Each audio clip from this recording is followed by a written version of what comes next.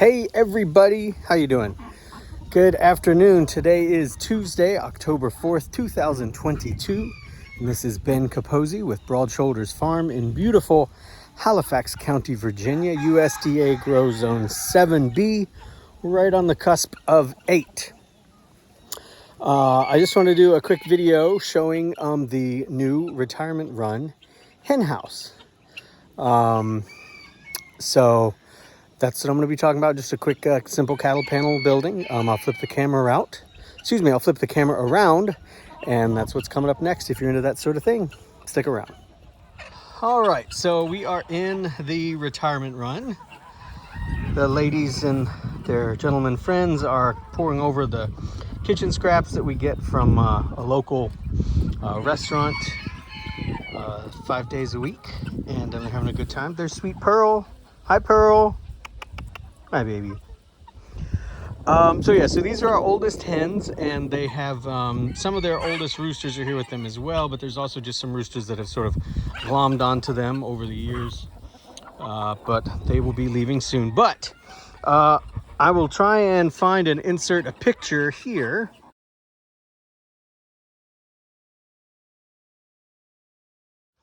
of the former retirement run hen house that I built and was never really fully occupied. I never quite finished it. And sometimes when a project lingers like that, I feel like it's maybe telling me that it's not right anyhow. And I'm really happy with this one. This went up in like, I don't know, day and a half, 2 days. It was kind of fragmented, but once you get started with these cattle panel tunnel houses, they are really, really easy. This is the first one that I've built that is exclusively for the chickens. I built a couple over in the waterfowl paddock that are back there. They weren't fully wrapped with the greenhouse plastic like this one is, but I'm pretty excited about this, and it's exactly the same form as our family greenhouse and the composting tunnel there. So this one is it's an all oak base, so the base will be around for a while, and there are 3 cattle panel tunnels. 3 cattle panels. So the cattle panel sections, like there's one, there's another, and then there's the last one. These are 50 inches wide, so 3 of them together, 50 and a quarter inches wide, so you get 3 of them, you got 150 and 3/4 inches. So that's how long the base is this way, and then across I think it's like 7.5 or so. I've made them as long as 8 or 9, or even in the big one over here I think they are 11. So you know, what is it, 7 by let's say 12 or so. I mean, it's about 100 square feet in here. We had all the wind come through for Ian, so in a mad dash I threw in the remaining bits of plastic after I wrapped this thing. This is real greenhouse plastic from A.M. Leonard. If you're gonna do one of these structures, I really encourage you to spring for true greenhouse plastic that is UV resistant and will last you for 4 or 5 years, as opposed to the cheap sheet plastic that's typically available at the big box stores that will last you for 1 season before it turns into this incredibly nasty, flaky stuff that you can never really get rid of. And you'd probably be better off not releasing that into your farmscape. So inside, I have a tendency when I make these long structures, previously I have ran the beams across the sides. For whatever reason, this time I decided to do them like stair steps in the back.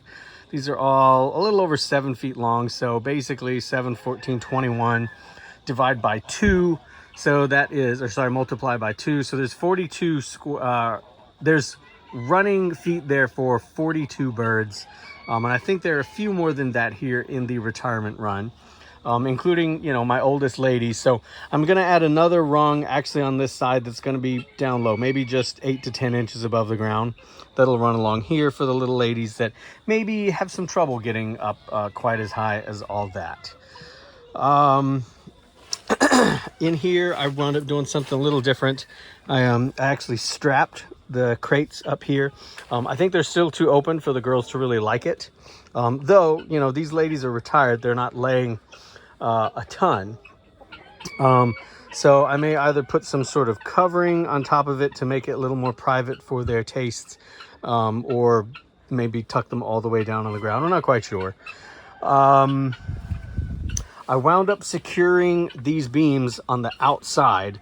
I drove in fence staples that look, well, you know, like a staple. I came in on the outside and tacked them into the actual cattle panel, the rigid metal structure.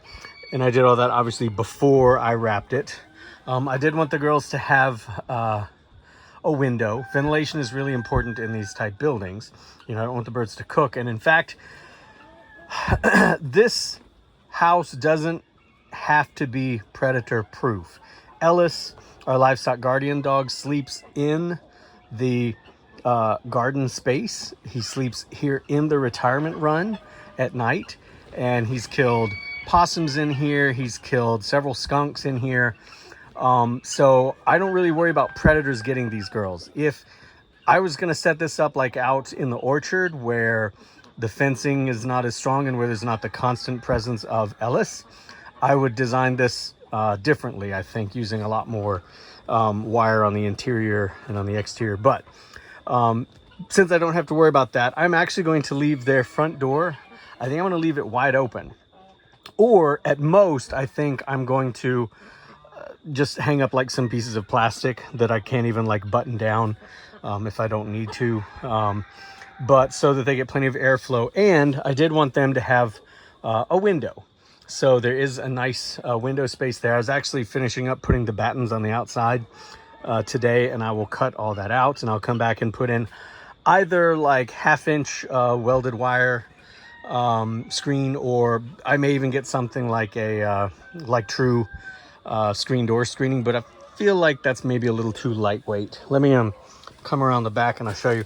And sorry for the mess, but taking down the house that was here and then Ian and everything just made a tremendous mess that is part of my job of cleaning it here. I've got another 1.5 days, including tomorrow, to get all this wrapped up before I'm back on dad duty with Annie and Elise goes back to work. But when I say I'm battening them down, I'm taking these old offcuts I have of untreated pine 2x4s and I'm just nailing them down here. Last year when I started making these structures, I was using just like random offcuts and strips of plywood or OSB board, sorry, that I have. That is not durable at all. So I've changed it up to these. I have like a yard tall stack of all kinds of these little random cuts of 2x4. So that's what I'm using, but I do that to batten down and hold down the plastic in place. What I usually do is I staple it in place first. I've got one of those nice Bosch staple guns, and then I come back and I batten it down. So I was just battening or stapling all this down here on the north side. I'll come back, I'll get some more of these boards for battens, and I'll use that to secure all of this, cut out their window. And I like this window because they'll have a view of the hardy kiwi that will eventually grow and take over the wall here, as well as the fence here, as well as they'll have a view of this nice fig that's going to grow up in this space as well. So I think it's a pretty nice house for them. I think it accommodates their needs. Hey Ajax, hello ladies. And of course when they come out every day, they've got this Illinois dwarf evergreen mulberry tree, which I'm going to try some things this winter to stimulate it to produce more fruit. I think all the fruit that was on it got blown off here when Ian came through, but there wasn't a whole lot on it to begin with. Well, there's a little bit. But yeah, this mulberry tree, that's a whole other conversation, but this mulberry tree is not producing like it should. So I'm going to try and prune it and see if that stimulates it to fruit more. So anyhow, that's another conversation. But so progress. Hey Port, how you doing, buddy?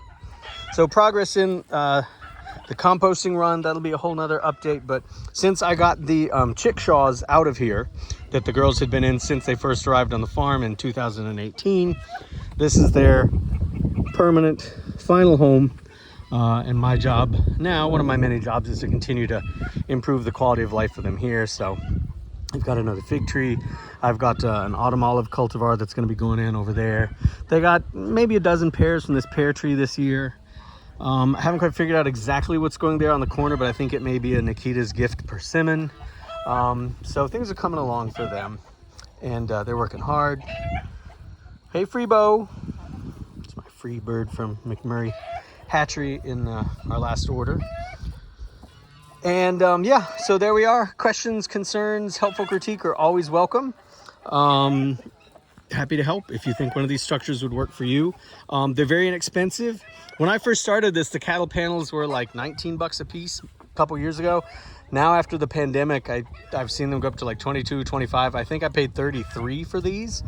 So it's not as cheap a project as it was, but I feel like it's still pretty cheap. And it'll help keep them warm in the winter. And in the summer, you know, I can put a shade cloth over it for the hens who want to stay inside. But, you know, as you get older and a little arthritic, you kind of like the heat. So that's where we are. I hope wherever you are, whatever you're up to, you and those you care for are happy, healthy, and well. And you can follow more of the farm's adventures at Broad Shoulders Farm on Facebook and Instagram. And I will talk with you cats later. Take care. Bye-bye.